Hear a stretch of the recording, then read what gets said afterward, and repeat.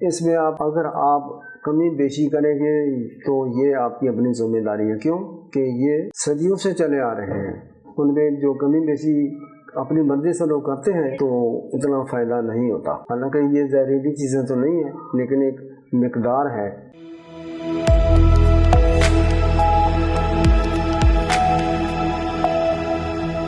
हड्डियों का दर्द, कैंसर, मराज़ मैदा और एनीमिया, खून की कमी।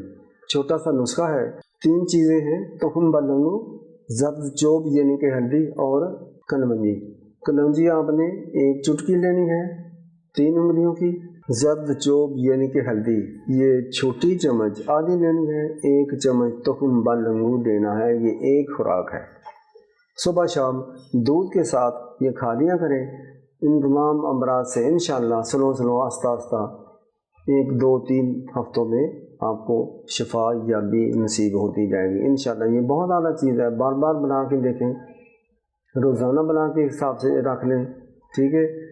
मेरे नुस्खे इंशाअल्लाह अल्लाह के फजल से सच्चे होते हैं। इसमें अगर आप कमी बेशी करेंगे तो ये आपकी अपनी ज़िम्मेदारी है। क्यों कि ये सदियों से चले आ रहे हैं, उनमें जो कमी बेशी अपनी मर्जी से लोग करते हैं तो इतना फ़ायदा नहीं होता। हालांकि ये जहरीली चीज़ें तो नहीं है, लेकिन एक मिकदार है, वज़न है। मेरी बात में भी वज़न है। इंशाअल्लाह आपको शिफा होगी।